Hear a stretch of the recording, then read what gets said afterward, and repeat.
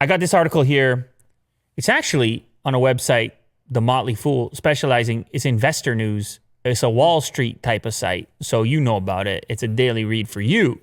But to the general public, tech audience, they may not pop in here. It's interesting to me. They often cover the happenings of tech companies on the upswing, on the downswing.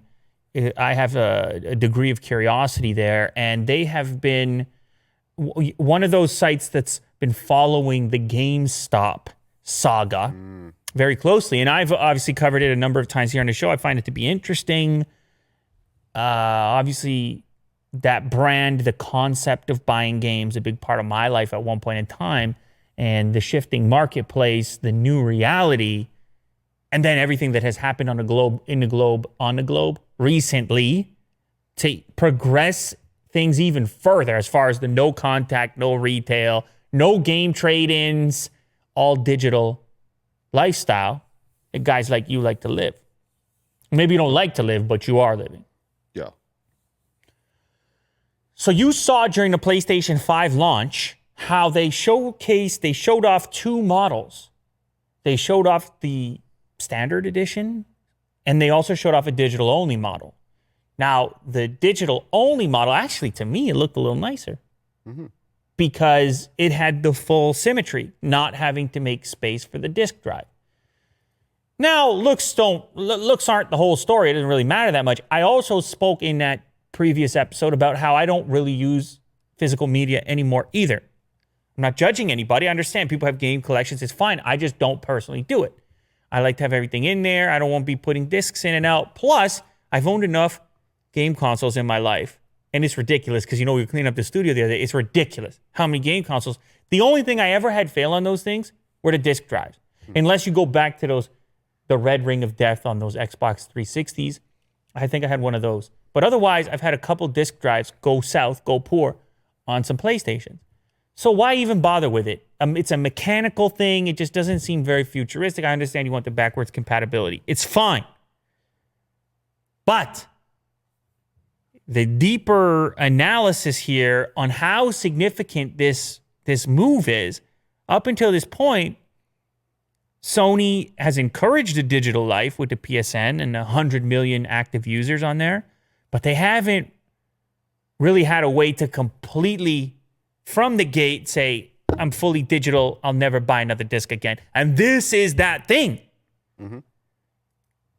And so companies like GameStop are sitting there. They're already trending downwards. I don't know how much value the company has lost in the stock market. It's like 90% dip, I believe I read in this article.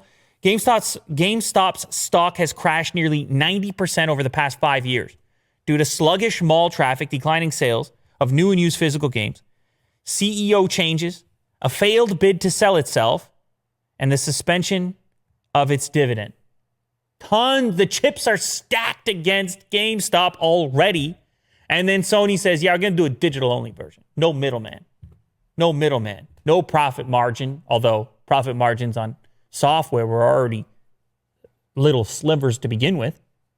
No more profit margins for any. We do it on the store. We do it ourselves. We control the experience. PSN. Over 100 million active users. Again, according to this particular article. Now, Microsoft has tested this. I remember the huge backlash when the Xbox One originally came out. It's a huge backlash, controversy. People cooled off. They kind of started to adopt a new technology.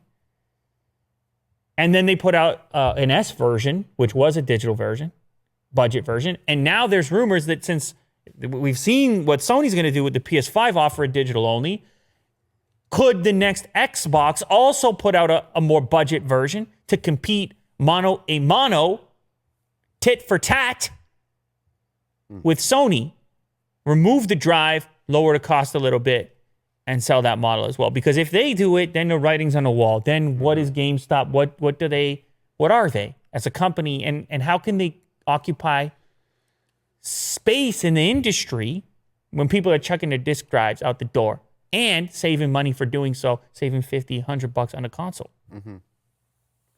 You got something to say, Will. I can feel it. I feel you have an opinion. You have a thought here. No, I mean, it's a big three, right? You have Sony, Microsoft, and Nintendo. And if one pulls out, I mean, digital, it's kind of the future, right? Isn't it? It's right now. Not even the future, just right now already. Yeah. It's already a superior experience in most cases because even if you just think of the practical application, you pay the same amount of money. You don't have to get off your couch. Maybe some people... It's just... Actually, I should speak to these waiting. people because I hear about this as well. Not everyone has the fastest connection. Yes. So those individuals are going to be mad about it, and maybe they can at least celebrate the fact that Sony's still going to do a version that can deal with physical media. But if you take that piece out, if you have good bandwidth, then the user experience, you download, plus you never need to get up and change discs. You just flip between games real quick.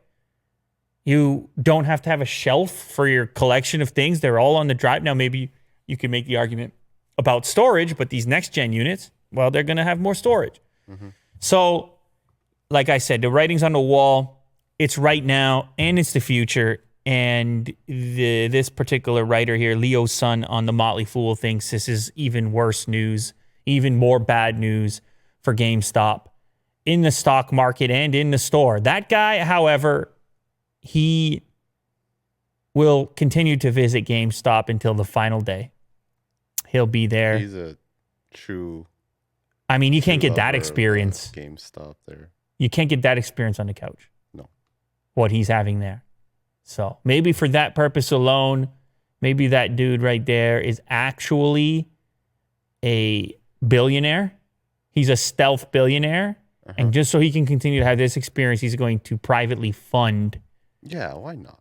The existence of GameStop. So anyway, yeah, PS5 consoles. You guys let me know down in the comments, please. I am genuinely curious. Maybe you're not even in the market for a console, but if you imagine yourself purchasing a next generation console, PlayStation 5 or the new Xbox, would you opt for the digital only version, or will you pay extra to have the disc drive? Because that's the way it looks like it's going to break down. So I'm curious what the public thinks about it. Or maybe you're going to skip these consoles altogether. I'll hear you on that as well.